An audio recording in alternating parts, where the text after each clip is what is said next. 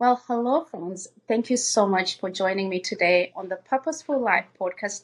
I'm excited. This is the first time we're meeting. Basically, this is our first meet. We're going to just let this conversation roll, how the Holy Spirit is guiding it and what He's calling us to speak to. So I'm really excited. Can you please introduce yourself? Tell us what you're all about and all the good stuff. Yes, of course. I am so honored that you invited me to come with you. So excited to be here with you guys. My name is Karla Fitz. I am the Catholic life coach, and I coach Catholic business women to really grow a business that is in alignment with whom the person that God is calling them to be, to really step into their holy ambition and say yes to the dreams God is placing in their hearts and to glorify Him with every step of the way. So, yeah. That's really awesome. So why business? Why not? I don't know what other areas there are, but why did you choose business and why women for that specific reason? Yeah.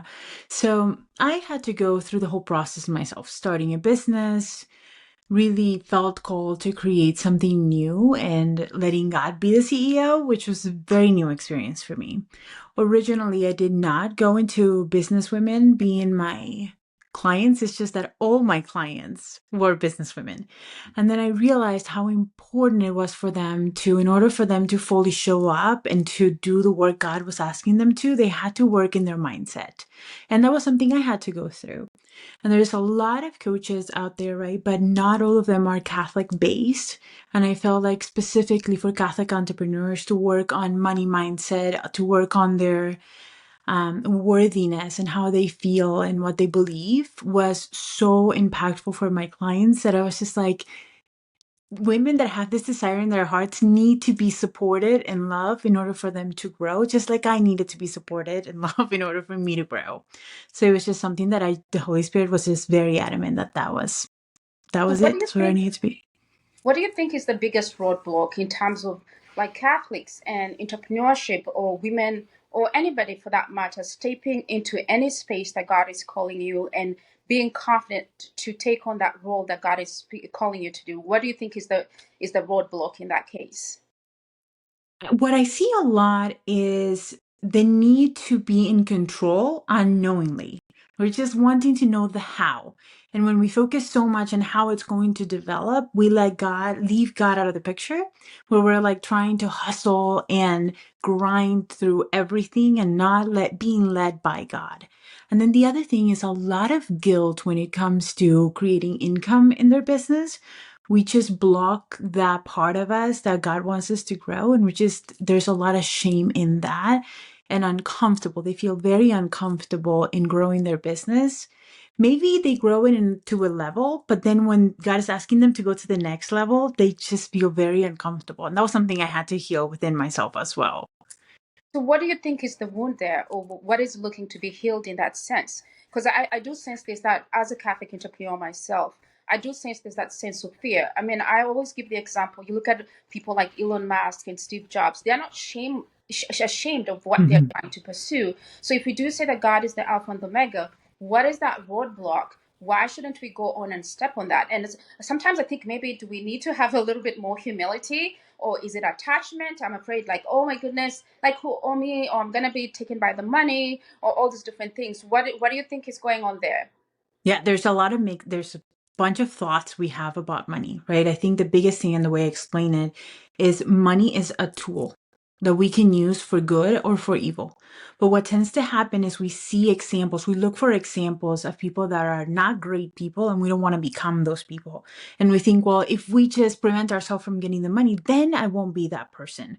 But in reality, what we prevent is from the goodness of what God is giving us and the person that He's made us to grow into the person that He wants us to grow, if that makes sense. So there's lots of thoughts when it comes to money. And it is a lot of the times is, I don't want to be greedy. But it's interesting that you mentioned humility because a lot of the times we want to stay small and pretend we don't want to grow, thinking that that is humility. But what we do is we prevent for the people that need to hear from us and that need our help to get the help. And so then humility goes out the window because we're like, no, I don't want to do that. And we leave the people that need us in our stories without that help. Right. And I think also there's a thing with attachment. And also, and why I mentioned humility is also sometimes like God made you with you and he won't save you without you. You cannot Yeah, save yourself. Salvation is 100%. a gift granted to us by God. So I cannot curate what salvation is going to look like. Okay, Hmm. if I do this perfectly and I fit into this little box, God is going to love me and I'm going to be saved. So in a way, you're Yeah. kind of playing God at the same time because you Hmm. want to control the situation rather than Yeah. saying like, Lord, you are and I am not. Can you lead me and guide in this process? I know it's scary. I know there are temptations, but God will not test us beyond that limit. And even he tests us. He tests us to see our resolution. Jesus was tested. He was tempted 3 times, Mhm. and we are going to face those things. How are we going to overcome those desires of greed or whatever if we're not given those opportunities to grow in those virtues? And it's like, I'd Yes. rather not step there. So it's like that is something that needs to still be healed. That is something that needs to be purified. And it's like it's something we are hiding from Jesus, and Yeah. he knows who we are authentically. So it's like, why aren't we stepping out in that confidence to allow God to come into those places to purify those things that are disordered or Yeah. inappropriate, and say like you said, money is a tool. My mom always says, like, or is it, I think it's Saint Teresa, she likes quoting Saint Teresa, that use money to gain heaven, or use money to gain friends. I think it's Hmm. scripture. Use money Yeah. to gain friends, because everything takes money. To host an event takes money. To Hmm. technology takes money. To have a website takes money. So why this fear around that? So I don't know. I would love to hear your thoughts on all of that. Yes, I love that so much because um when it comes to this idea that we have on control, we leave him out. And it's so funny because we're like, well, if we have less, then I will be less focused on money. But the opposite is true. We become so focused on money because we don't have enough. We think about it even more, right? And it's that idea that we need to, that salvation piece is huge because God wants, like you said, to work in our hearts. And what better way than giving us the opportunities to, right? And when we are growing, there's an expansion that happens within us. There's beliefs that need to be healed, fears that need to be felt, opportunities that need to be taken, and God works through everything. But it's involving him in everything because what happens is we go into the reason why we go into this hustle and we're like, oh, I don't know, I don't deserve this money, is because we don't trust that God will do good through us. And he can do so much if we say yes. I was just recently going through my journal, and one of the things that came up for me in Holy Hour was thank you for your yes. Because the yeses are so uncomfortable. My husband just left his job. We stepped fully into business and started doing a pilgrimage with our family. And it required that growth, but it required a yes, a very uncomfortable yes. To I feel like, okay, God, I'll let you do your thing. And he gives, he provides, he's the provider for us. So it's like we are the stewards of his income. Like he's providing for us. And what are we choosing to do with that? What effect are we having? Because regardless, we are creating in our life. So we can either have a really awesome positive ripple effect, or we can continue to say no and pretend we don't want the things, and then we have a negative ripple effect. Does that make sense? Right. And it's like actually God put those desires in us. Yeah. Like we are all created for greatness. We have a unique calling, and I'm always passionate about that, using your talents and finding those gifts and your mission. Mm-hmm. Your mission is so unique from mine. It doesn't interfere with yours. It doesn't compete against yours. We 100%. all truly, as the body of Christ, are being called to cultivate. Like look in the Bible. If you think of women in the Bible, look at Judith or look at Esther. I don't know which other, the woman in Proverbs 31. She was industrious. She was doing all these things, but she wasn't attached to those things. There was an end to it because she knew that is what needed to happen. So, in order to sow even greater seeds. And if you look at the lives of saints, I've always looked at it like this way. It's like either if you're going to build your mission, either you create it as a service, as a business. Doesn't mean like it's for profit. Yeah, you can make profit. Profit is not evil as long as there are Right. just ways of you providing that service and people are getting value out of it and Mm-hmm. you're applying ethical principles to that process.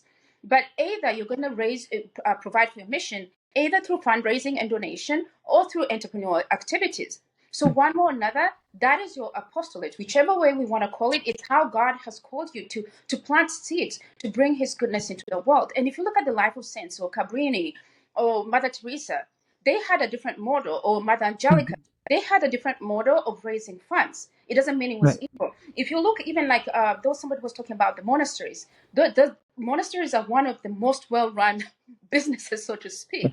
They have the abbot at the top. They're independent. They provide for their own resource. They have this whole infrastructure. But the thing is that they are not attached to it. They know they need those resources in order for them to bear fruit, to become fruitful. So again, we have to go back in there and look. It's like, okay, what am I getting attached to? And really, we are called to be co-creators with God. God is the That's right. creator. We are called to participate in this life. Mm-hmm. And one thing that when I think about it, it just makes my mind blow. Like, God became man so man can become God. If we are being called to participate in this life, and to go and bear fruit and be fruitful, there's an economy that is happening there, and we are being called in our unique ways. Like, I believe you're a singer, and it's like, would God give you that gift and just want you to just say like, oh my goodness, I can't sing, like, oh, I can't do that? No, you know what I mean? Yes, Like, oh that's my right. God, I'm so shy. Like, oh no, it doesn't glorify God. We are called to co-create with God, and it's like we are called to this life. Like, God became man so man can Yeah. become God, and we are being called into this higher life. And I know I like to say this about the parable of talents. People are like, oh, that's not the economy. It's like, no, like there's a fruitfulness that we have to bear with our life. Our prayer life is the foundation, but after that, we are to go out into the world and bear fruit. We are not cloistered. We are not in a convent. And even then, like, you think about Teresa of Lisieux, she was in a convent, but she's a doctor of the church. Think of Teresa of Avila. She still bore fruit in so many different ways. And so we are in the world for a reason. And with our unique gifts, God is calling us to bear fruit. And that's what I was saying. Like, you as a singer, you wouldn't be saying like, oh, I can't sing, like, oh, like, like, that takes away the glory I love from it. God. And, I and mean, what's coming up tell me is, what as you I think hear you about talk that. about Saint Therese and Mother Angelica, like those women were such strong women. And they were not pretending that they did not have desires in their hearts. And Right. that's what I love about them, especially Saint Therese.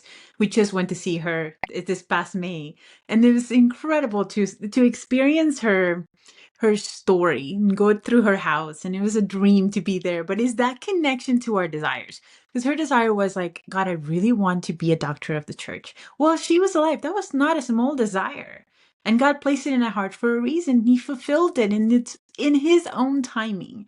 And that attachment is what I love, exactly what you said, is that letting go of how it's going to happen, letting go of your expectation, and letting God provide the most amazing way that is going to work out. But we need to be open to receiving that. So that makes sense. We need to just be able to say, okay, you know what? Yes, you're calling me to do this. I'm choosing to participate. I always think of the apostles at the shore, and God's like, God could have gotten those fish out. He didn't need them to throw the net in, but he wanted them to participate. And I think that's like my biggest thing when I look at my clients' desires and their dreams. It's like, you are being called to co-create in our life. Will you say yes, or will you pretend that those desires aren't there? And again, I go back in that moment, Simon and Andrew's like, yes, I'll throw it in. And they chose to participate. And God's like, let's go. And he kept co-creating with them. He does the same in our life with our own desires, our own gifts. What are we going to come back when he comes back and says, what did you do with those gifts I gave you? Are we just going to say, Right. And yeah, so yeah, I buried it under the talent, other something, because I knew that you were a master who's something cruel or something like that. So I buried it so that I do not, So I think we get into that mindset, but it's very important to really understand, like, the surrender. Like I said, I'm a Catholic entrepreneur myself, and it's like I have reached a point where I have made peace with myself that I may live to see the success of the work that I'm doing. yeah. I may not, but I have made peace with it. That what I'm being called to do is to be faithful today, in the now. If God wants us to do this podcast today, we are going to be faithful. We're Yes. going to show up in the now and do it for the glory of His name, not for my glory, but like, again, there are voices out there. I do work in the AR, and I do see high rates of suicide and depression in the younger generation. They lack a purpose. And what are we doing? We are hiding behind the curtain in the name of humility. I Yes. don't think that's humility. It's a false humility. It's stepping out in the confidence. Like, if people who are secular can step out in the confidence for something that is vanity of vanity, Why can't we step out? And that's why we don't have that bold faith, the faith of the saints, the life of the saints, that authentic Catholic living that shakes the world and tells people, I want to be Catholic. Because they're like, Yes. you're hiding behind the curtain. Like, so why should I want to be step out in there? But you don't come in boldness. You say, you step because of your love for God. You know what I mean? It's the love, like, Lord, I love you. And Yes. because I love you, I want to go out and do this Mhm. because that's what you call me. And that's what love does, for love of God and love I of love neighbor. it. I Yeah, would it's love to hear your thoughts. this is the thing is we need to be willing to go against the current. The world wants us to fit in. The world is like, do this. This is the way to do it. And we need to be bold enough to say, you know what? That's not where God is calling me to go. And it's uncomfortable and people don't like it and people can have thoughts about it. But as long as you're stepping into that authenticity and the person that he truly is calling you to, there's so much freedom found in that. And people are allowed to have whatever opinions and thoughts they want to have, just like we are. We're allowed to have our own thoughts and opinions. But really, the difference that it makes in our life is that alignment with Him and letting Him lead, and then really feeling like we're actively participating in our life versus being a victim to our mentality and the expectations of the world. It's like, this is what you need to do, this is where you fit in. I remember we chose to homeschool our girls, and it was against the current. It was not the most common thing at the time. And my mom and dad were like, what are you doing with your life? And I was just like, you know what? I'm trusting that this is where he needs us. And my mom and dad then were like, that's amazing. Like now they love it. They're like, this is it. This is where you need it to be. But it opened the door for us to be able to travel with the girls. Otherwise, we would not be able to do that. And there's so much flexibility. I had no idea what God was doing. No idea. We see it then later, the fruition to when it all comes together and you're like, oh, okay, I see what you did there. And it would not have happened if we weren't trusting and surrendering it all to Him, because it all comes into its own place and its right time. Yeah, no, I agree even with that. Like, I personally homeschool. And I mean, the thought of it was because my plate is already full, and the Lord is like, here's something else. I'm like, another thing again. And Yeah. yeah, so I was kind of resistant to the process, but jumping in and not figuring it out as as we're going along. But actually, I do enjoy that process. I wish I would have more time to immerse myself in it, because I grew up in Uganda, so my education, especially in the early years, wasn't the best. So when I'm looking at my daughter's classical curriculum, I'm like, wow, this is so good, and it's Yes. like, it's also a learning moment for me, and I'm enjoying that process. I wish I had the time to, and it's also time for you as the mother to spend with your child, and even now, like, my daughter is now 8. I feel like it's very important in this time, in this season of her life, to be the person in her ear. You know what I mean? I tell people, you take a child to a public school, the teachers don't even know who they are. And it's like, this is the person who's in your child's ear, and they don't even know who you are.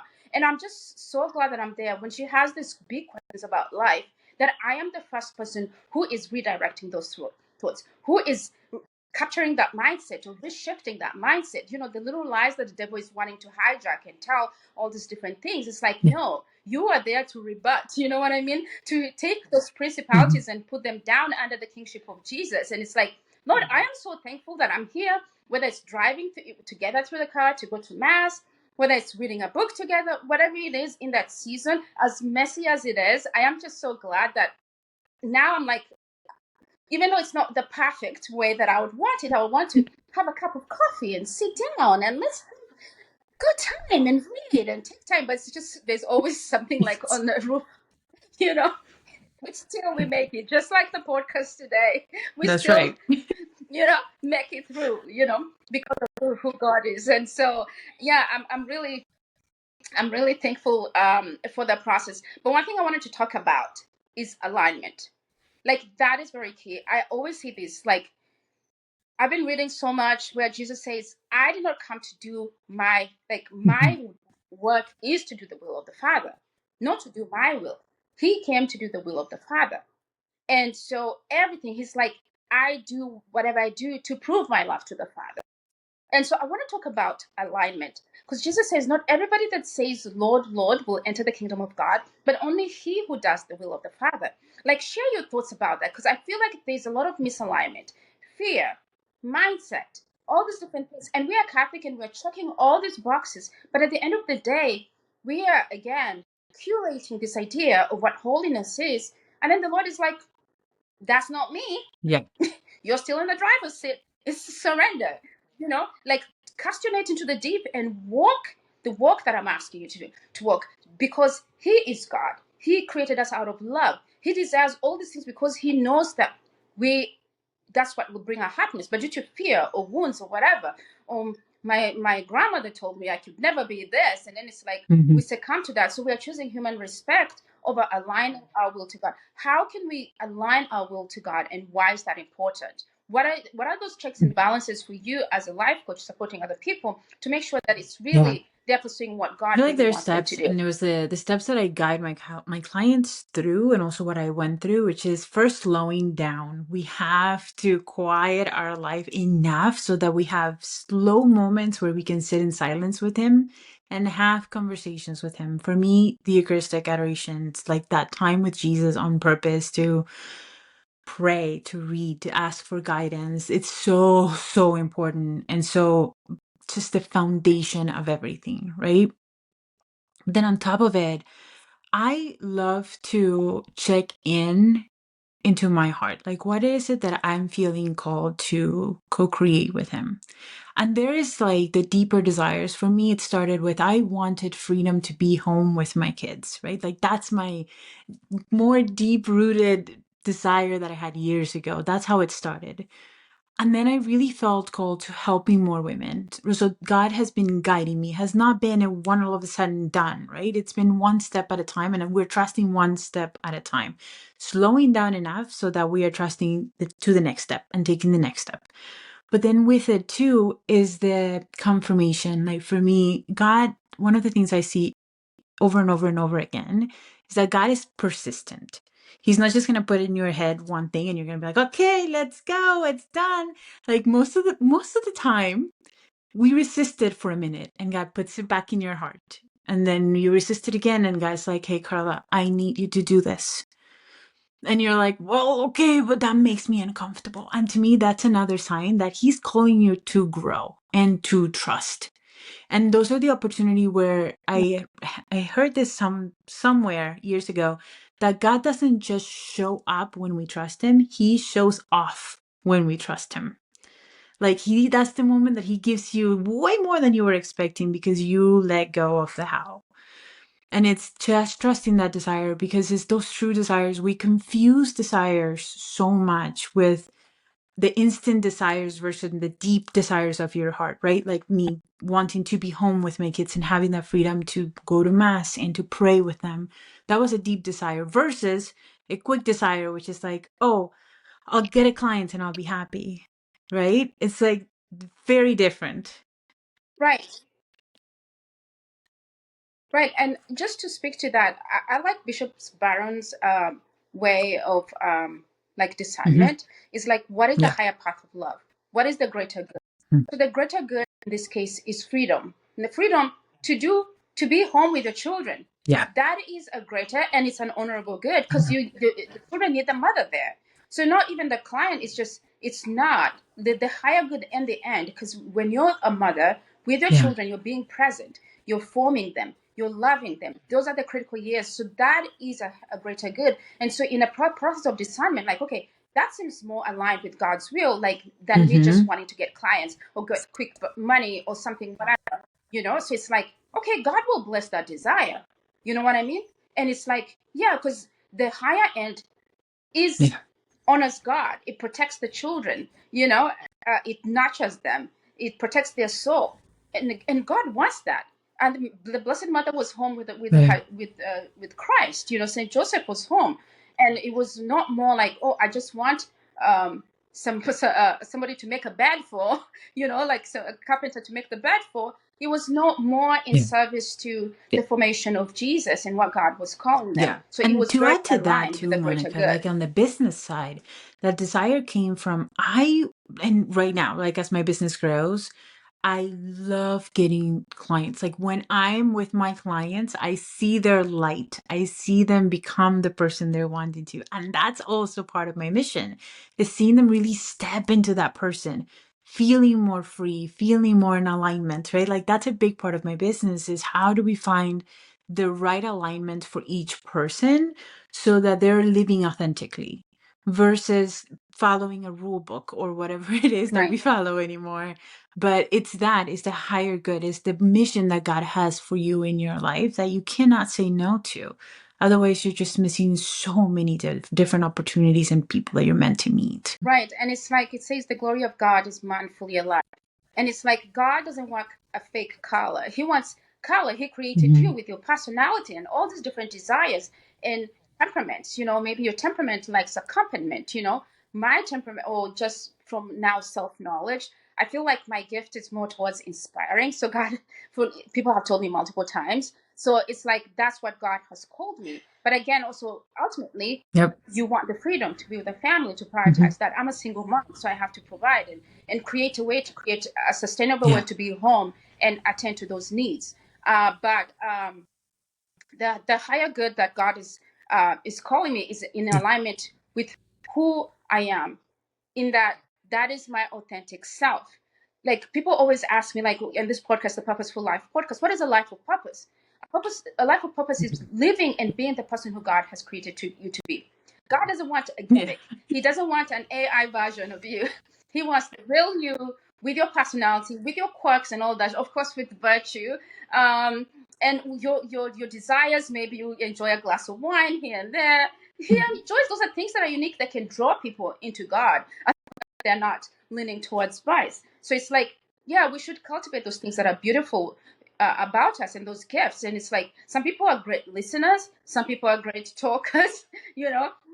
So aligning with that and again multiplying that fruit is like because people like looking at the house. A lot of people then right now you just feel like the internet is full of these negative voices, and it's like Yeah. we as Catholics we're not out there. And it's like if you imagine you light the light of another person and that person takes that light and lights the light of another person and lights the light, then that's how we're going to overtake the quote unquote evil that is in the world right now. Because otherwise we are sitting down like, oh my goodness, we're going to barricade and we're Yeah. going to go here and we're going to, isolate and do these things. No, you step out because God even prays, I think in John chapter 6, it's like he did not take us out of the world. He left us, but he said, sanctify them, purify them in the world. He left us in the world. So we are there to be the light, and it says your light is not meant to hide under a bushel. It's like your light is meant to put out there so then that God may be glorified. So light the other person's light so they can go and light their family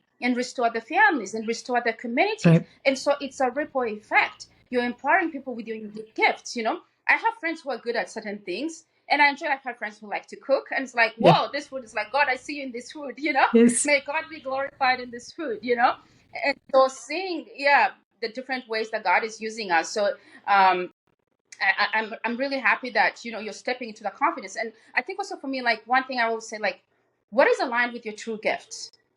Like you're a singer. Like you're not gonna say, oh, I'm gonna be a basketball player. No, you're a singer, Mhm. and like you said, you enjoy empowering people. Those are things that are unique to you that God has put, and that's it's not evil. So it's like, okay, if God has put these desires in me, and I love to empower people and equip them, okay, these are my unique talents and my gifts. How can I piece them together and use them to bring the greater good? But now let's talk about the business side. So how does the business side of things? Because as a Catholic entrepreneur, like I always say, like sometimes I'm like the bag of money is not going to drop. If you're thinking the bag of money is going to drop, like God is going to drop the money, it's not. Maybe He will, He Yeah. could, but in different ways. But one thing that I have seen, you're going to apply yourself to the situation. You're going to have to use your ingenuity. Like, I mean, like, I have met people from random places, social media, an event, and just striking a conversation. And now, like, we have good relationships. It's Yeah. like, oh, I'm building my team this way, and it's like, but it's like, again, coming back to the silence of being able to listen, like, God is going to give you, like, okay, maybe, like, I've been having this desire to speak to you. That's why, actually. So I was like, oh, let us talk today. So I was like, let's make it work. So it's like the Lord is giving those little messages. So I was like, okay, how can we make it work? Rather than me like, oh no, like, whatever I'm telling myself, I don't have time or this or that, So, yeah, but so how do you look at that place of business where you have to apply yourself? Because like I personally, I don't have any business experience and I've had to learn on the job. what is this? How do you set up a website, and how do you do the messaging? And it's like, Lord, you want me to be on social media and do a video? Oh Like, my really? goodness. Like, haven't you asked that for me already? Like, yeah, you have to go out there and fish for the people. Like, this is part of your work in the kingdom. It's like, yeah, you're gonna Yeah. do all these things and apply yourself to the situation. It's like, wow. But Hmm. again, when you apply yourself, you also grow. And also, it's like, now I can speak confident. Like, yeah, I know how to build a product from ideation to this point. I know how what's marketing, what's the messaging, and all these different things. There's nothing evil with those things, but it's like, in order to attract, it's like Jesus is the greatest marketer out there. So it's like, can you speak to the business side of things and how you have to quickly pick up the side of things? And one day you have this formation side of things, and the other day you have to apply business As you're asking me principles. this, what's coming up, and I'm going to go with it for a little bit because I feel like that's where God's leading me. There has been, somebody asked me, what has been the best part about watching your business grow? I'm like, watching him do his thing has been the most fabulous thing to see. Because when you are able to quiet your mind and learn to listen to the voices in your head, right? Because you have your own voice, but God is in you too. The Holy Spirit is constantly guiding us to the next step. The way I have seen my business take off was not the way I imagined it would. And he has been utilizing those gifts. And the desires in my heart, because what happened was I was a teacher, so I love to teach. That is one of my gifts, right? And I had clients that were like, I want you to teach me what you do. And I was not expecting that. And he opened that opportunity. And then when you talk about singing, one of my biggest desires in love has been Italy for as long as I can possibly remember. I love, love, love that country. I'm not from there. I'm from Venezuela. But there was something about Italy that always just draw me in. It would just all the time I would think about it and I would dream about being in Italy. And I thought I was nuts. So I was like, what is wrong with me? I should just love where I'm at right now. But God took me to Assisi, like our family to Assisi this past May. And there I met the person that is now our host for the Radiant Soul Retreat, which I did not know was going to happen. But it felt aligned. It felt like it was like, okay, this is what I need to do, where I need to be. And now seeing it into fruition, it's like, that's it. He's been opening the right doors with the right preparation. He's been preparing me. I saw that retreat, by the way, guys. This retreat, like, I want to be on that retreat. Like, how do I be on this retreat? I want to hang out. We were in Italy like possibly a year ago, and again, I do feel that love. I think I've had people say, like, God is truth, beauty, and goodness, and there's something about Italy that is so Hmm. beautiful. To me, number one is the legacy of what they built. Like Yeah. the bold faith of the Catholics, the generation past, and it's like, what are we doing now? If we look 200 years from now, 300 years, what are we going to say that was the legacy that we as Catholics left in the time Yeah. today for the generations to come? I don't think there's anything we can say right now compared to that very bold faith that they left, and then also just the authenticity, and how to live life, the savoir vivre, like, Yeah. just the Very beauty and much. this kind of slow life, and all this beauty. Like, there's some Hmm. beauty to it because it's authentic, especially today of AI. We have some authentic living. So I do feel that call again with Italy as well. This is so beautiful. But can you tell us about that retreat? And Yes, are you we gonna? are Is this gonna something you're keep gonna keep having it for having sure. every so It often? sold What is out that like? faster than I thought it would be. And then the people are already there. We have a waiting list already open. We're not entirely sure when the next date is going to happen. It'll most likely happen late spring this coming year. But it is a luxury retreat for Catholic women. There's only 5 spots open at the time because I want. I was born for the luxury life. Same. It's really funny because when I felt called to do this retreat, I was like, this seems very contra intuitive when it comes to Catholicism in Assisi, out of all places.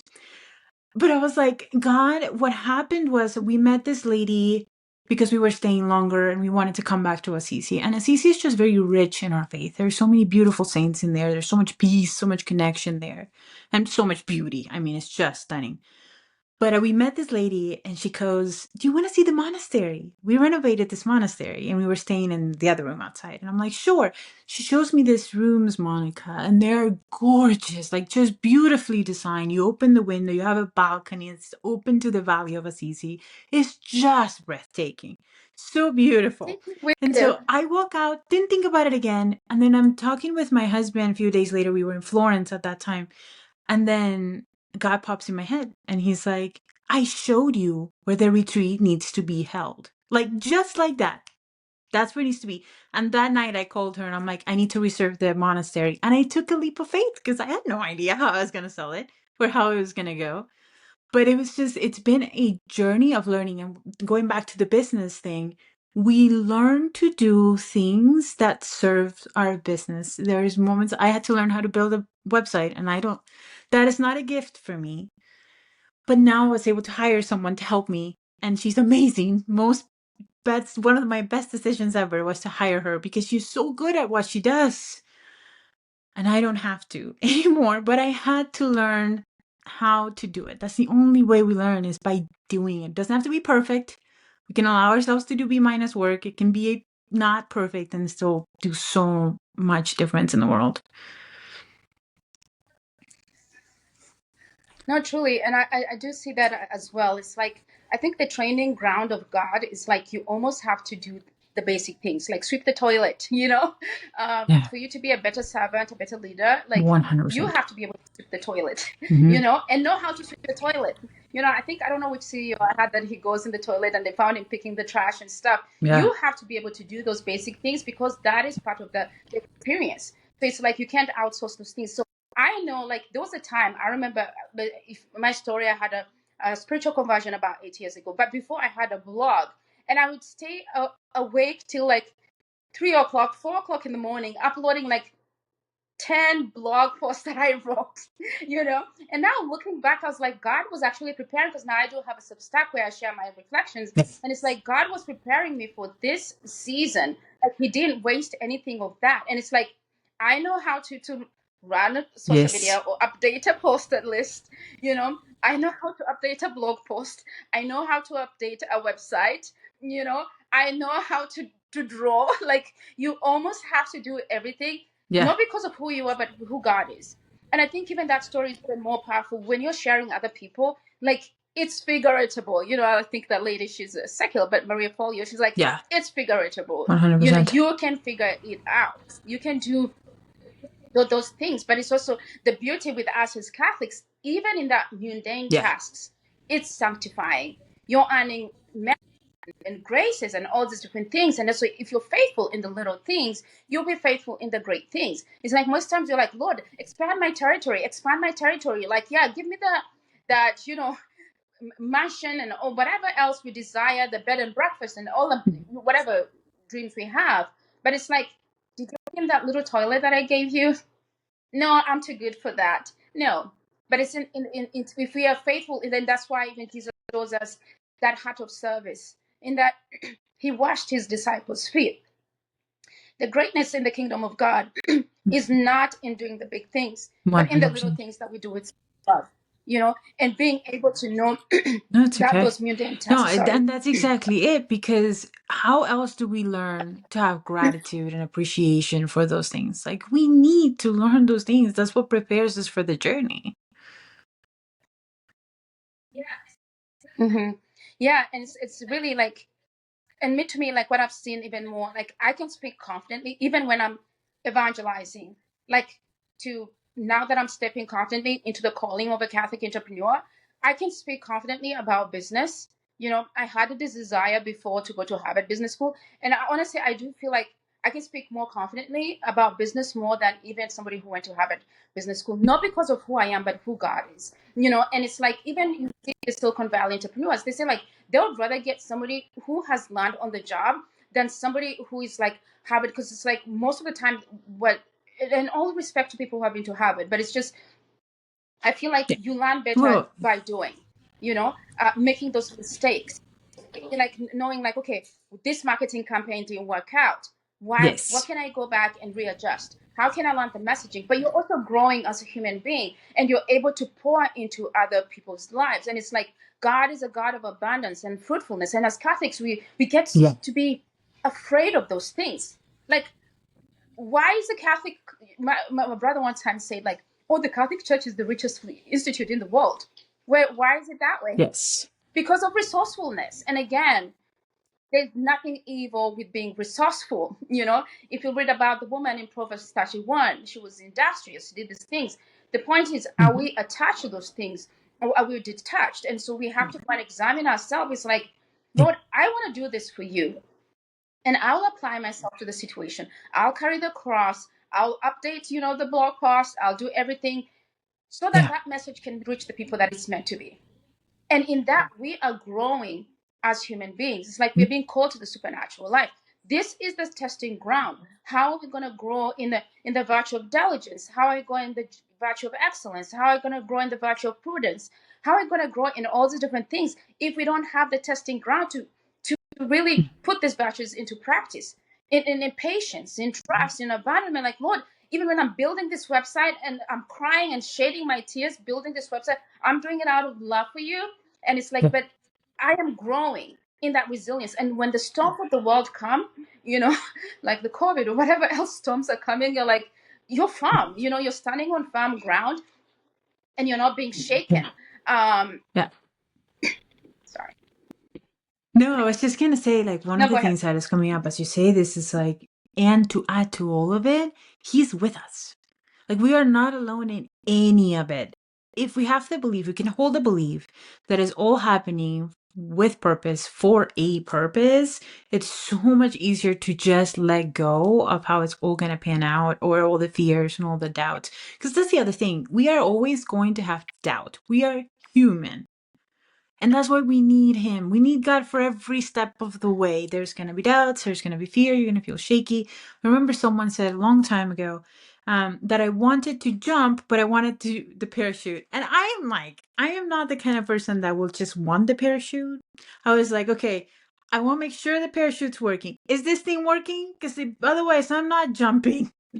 And I remember that analogy hit me really hard because it's like, God is my parachute. Do I trust him that he's going to catch me as soon as I jump?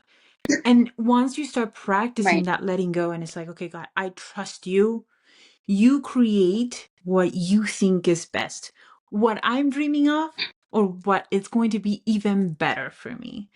And that also means not clients for a while I was pregnant and I was miserable and I was trusting that I was like, okay, you know what? There must be a reason why I cannot have a client right now.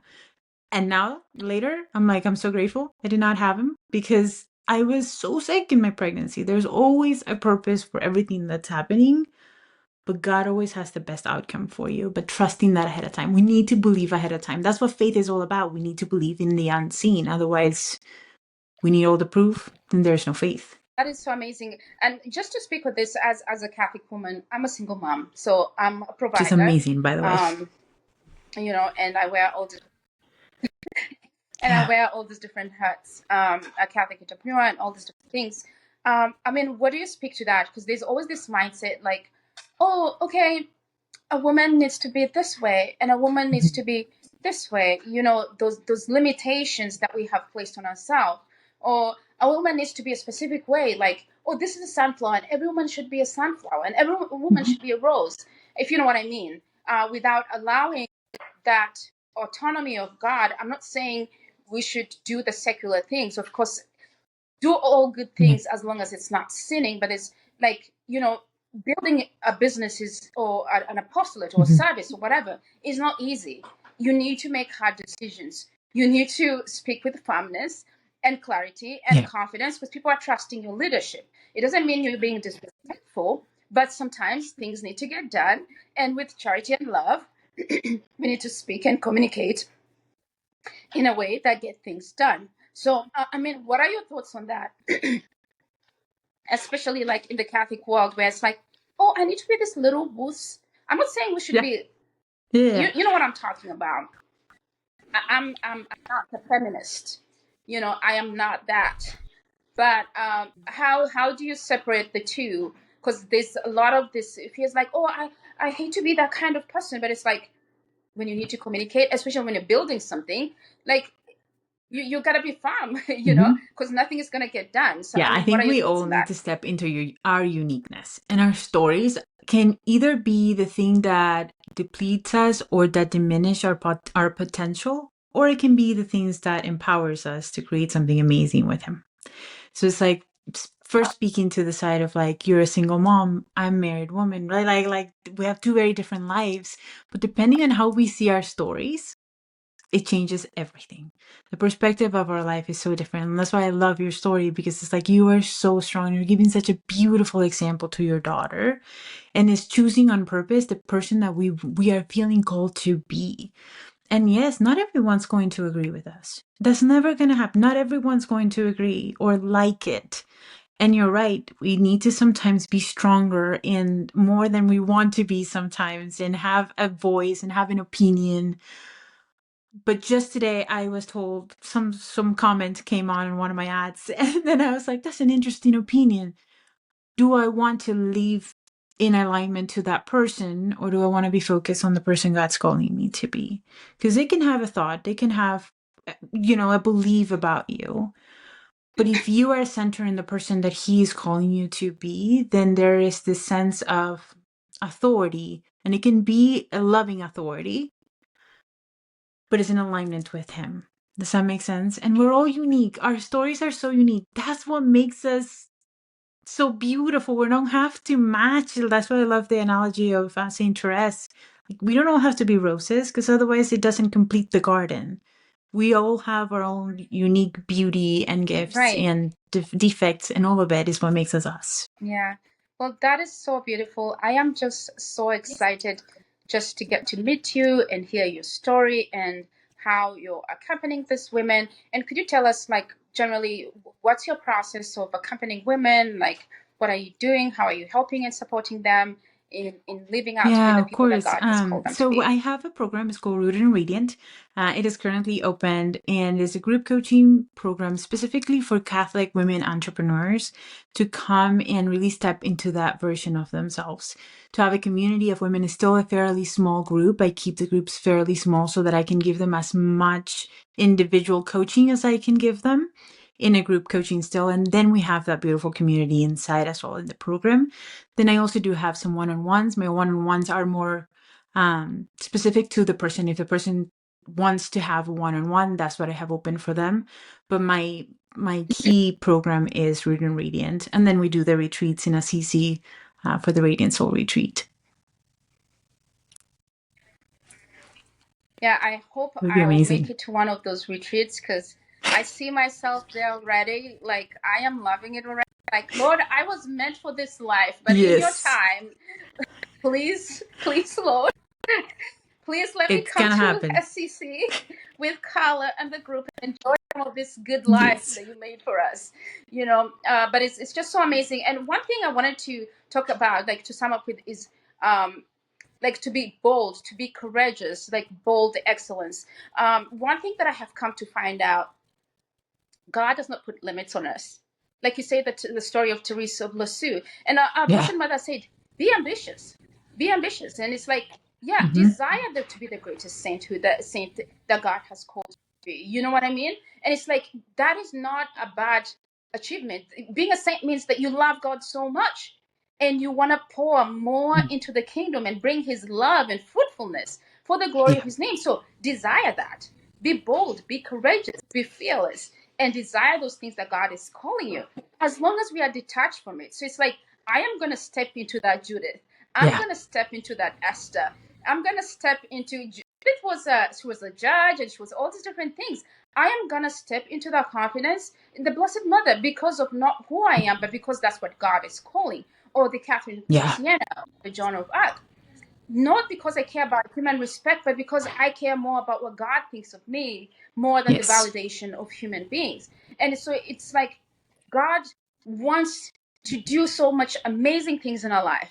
He, like, you think about a world painting, he wants to do crazy things. I look at my own entrepreneurial journey, like, I have done so much, in the 7 years that I've been walking with God Yeah. than my whole entire life.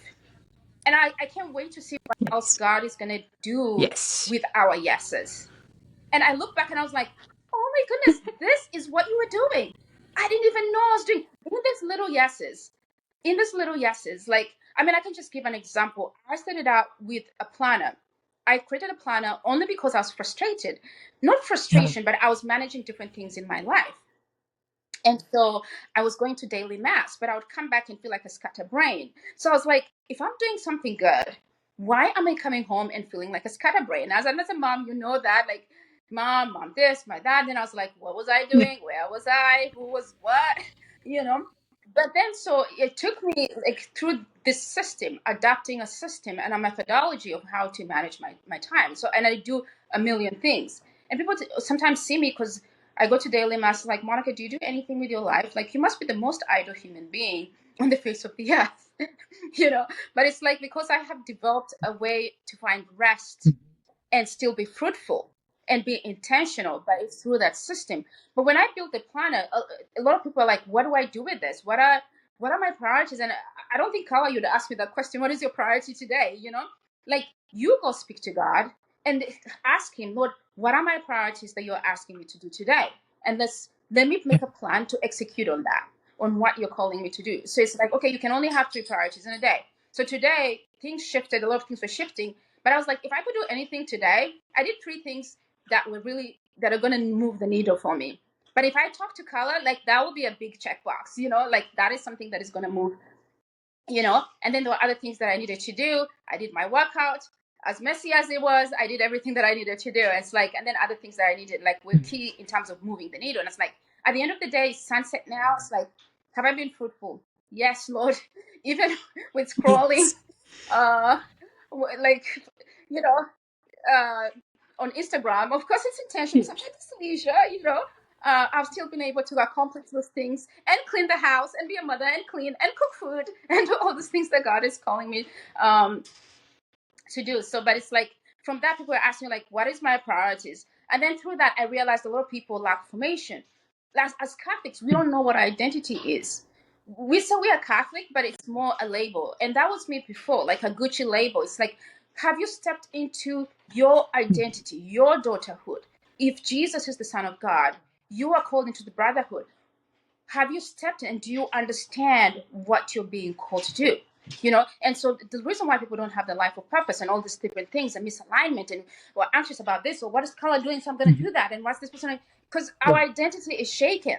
Like, are you confident in who you are and God has called you and your unique design and what He's calling for you to pour out into the world? So this is how we're now building this whole formation platform to help Catholics step into that excellence in confidence that God has called them. And that is just a tip of the iceberg. And it's like, whoa, Lord, like, if you would have told me this is what I was doing, like, I would Oh, have said and that's why he no, doesn't like, tell us. you know. That's exactly why he uh, doesn't tell us. He puts in this, right, right, you mentioned the holy ambition because it's right, like, as what for me is like, that's the core message of my website is I help ambitious Catholic women really step into their calling because God is putting those desires for that reason. And you have no idea right, what he's doing until it's done. But if God tells you ahead of time, you'd be like, I mean, if the right. beginning of this year in January, God would have been like, hey, Carla, just so you know, by March, you'll be leaving in France. And then your husband's probably he's gonna leave his job. And you're just gonna have to trust me to provide. Okay? Okay. And then after that, you're gonna have a retreat this November. It's gonna happen this November. I would have been like, are you insane? I can't do that. But he didn't have to tell me. It's just one step at a time. I love it. Right. Your little Yes. yeses, in those little yeses. And it's like, yeah, we want that big thing, but it's like, did you Hmm. say yes to those little things? And that's one thing that I see, the missed opportunity of grace. It's like, you always think like, oh, God is going to come in this spangle banner moment with this big gift package with a bow on it. Like, oh, Carla, And here's it's a already retreat filled. in Assisi that you're going to host. Right. You're expecting that. But you know the steps that had to take, the resistance. Even myself, like, I didn't want to be on social media. People are like, oh, Monica, you need to be on social media. You need to be on video. I'm like, bro, do I need to? Like, I've given everything. You know, like, you want that too? And I realized, like, it's Yes. also for my own sanctification to be out there. Because in a way, I'm choleric in temperament. And so we want to control the outcome. Like, I want to look perfect and everything needs to be staged. You know, Yeah, I'm I being real here. understand. You know what I mean? And it's like, no, I don't want people to see me in my imperfections. I want to step out always on point, excellent execution. The Lord is like, no, come as you are. Like, really, come as I am, you know? And, but that is the beauty of it. And it's like, in that humility, then God is glorified. Like, in that imperfection, because we want, and then it's you're also growing Yeah. in sanctity in that moment, because it takes so much humility. Like, you know, I've come to understand, like, for cholerics, I'm choleric by temperament, and our path to holiness is public humiliation. And I'm like really, like, entrepreneurship is the best way for public I'm humiliation. pretty sure What I'm just can I choleric. tell you? And it's like public humiliation. You want to know what public humiliation? Be an entrepreneur, because everybody's going to be looking at your numbers. Like, what is the numbers going? Like, oh my goodness, she pivoted again. Oh my Oh gosh, this is no. so true. You know, like the holy mess is on display for the whole world. But like, you're like, not unto us, but to you be the glory. May you increase and may I decrease. May you increase, may I decrease, Lord. You know, may you be honored in my work. Not me. Death to me, death to me, Jesus. And all these things Yes. that you have to get into your head and tell yourself these million narratives. It's like, Lord, this is it. Take my mess. Take my mess, my imperfection. Don't worry. I'll be in heaven. I will get all the perfection in heaven right now in the world, and we'll get all the imperfections. It's okay. Yep. And let me be It's humiliated, so you funny you're know? telling this because But anyway, what's popping in that my is head it. is God gives you opportunities. You pray for patience, He gives you opportunities to be patient. I had to sing for a wedding, talking about being a singer and me being over there. And I'm sitting in here and I was so happy, Monica, because in this church you're behind the veil and no one sees you. And I'm like, I'm gonna have so much fun singing back there. And the mics weren't working. So I had to go in front of the room. And it's funny because I was praying, God, I want to get more comfortable with visibility. I want to get more comfortable with being seen because I fear being humiliated. And then it's just, and then God Right, is like, oh, right. really? Let's do it. I have an opportunity for you. So I had to go and sing. The only mic working was right in front, next to Father, in front of the church. And I'm like, why are you doing this to me? That's amazing.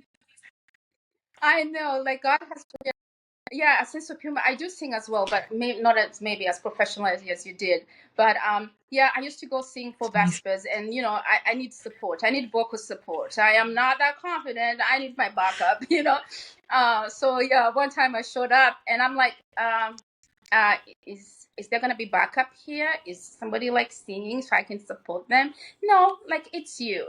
So I was like, okay, I guess the show is on, just me, myself, and I, and we are going with my all my hiccups and all my, you know, and the choir director will be like, hammer on the piano, on the organ, and like, door, and like kind of overseeing me out, and it's like to correct me. I'm like, okay, you know, but it's all good.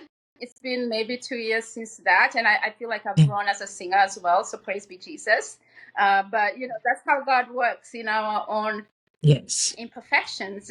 He purifies and sanctifies us and molds us into that beautiful diamond. So Amen. praise be God. And it's like, yeah, we'll take the humiliation. Yes. But you know what?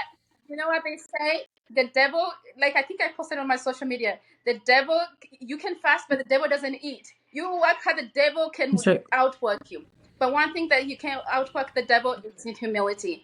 And you know what they say? What are the three stairs to the altar of God? Humility, humility, humility.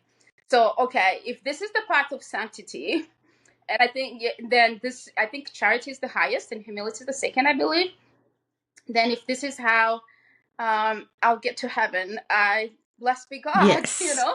I'll take my dosages of it. It's Yes. not pretty, And but that's the you gift I know, think of hey, yeah. it And is in what it is. entrepreneurship, that is such a gift because you realize you cannot do it on your own. You can try, but it's a lot harder Right, until you right, realize that you need to ask right. God for help. He needs to be the one leading you in order for you to just enjoy the ride because it's definitely an adventure.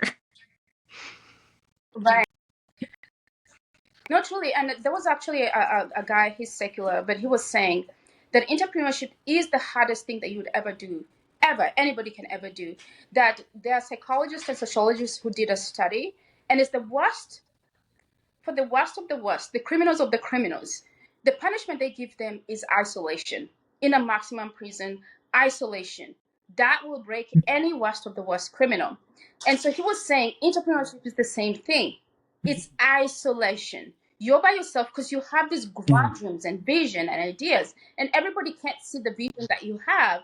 And it's like, oh, look at this dreamer. It's kind of like Joseph. He was dreaming, and it's like, look at this dreamer. And it's like, and it's like, but you know what God has revealed to you. You know what you like. You said you reserve the place without even knowing how you're going to come in. But you know what God has given you, and it's like you're being called in faithfulness, like Saint Joseph. It's like, go to Egypt or come back this way. Or you're gonna be the Blessed Mother. You're gonna bear. He's gonna be the Son of God. And she's like, who, me? But she took it in, and she's like, not thy will, but not my will, but thy will be done. And it's like being able to take those things in, not because of who we are, and saying like, okay, and so I don't even know how people are able to be entrepreneurs without God, because I have seen it. hard. It's so You're much harder. grinding, you're Yeah. believing yourself. Right. And I'm just so glad that you have that community of the women. Women, you Yes. need that support, because there's so many people who have limiting beliefs, mindsets. You need people who can encourage you, who see what you see, who will help you soar and fly together to be that person that God has called you to be for the glory of his name. So women out there, you need to find Karla, walk with her, find a group of women. Sometimes you just need to laugh and have a glass of wine, There's no evil in that.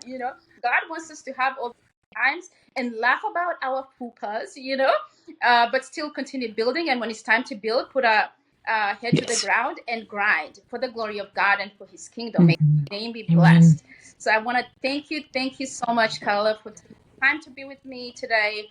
I know it was short notice, grateful. but I'm so grateful we've had this conversation, and you blessing us with your gifts and your excellence, and you're stepping out in confidence. And please pray for me that the Lord will bring me to and have a with glass you. of wine with me. Absolutely. Absolutely. Yes, please. Yes, and pray together and just enjoy the day. So I want to say thank you so much for joining me again. Oh, yes. And where can they find you, Karla? You can come into Instagram with me at the Catholic Life Coach. My podcast is the Catholic Life Coach podcast, and my website is karlafitz.com. Yes, all the information is out there, and I'm happy to chat with you guys. Well, thank you so much, Karla, again. It's It's been so amazing. good to meet you. God bless you. Thank you so much.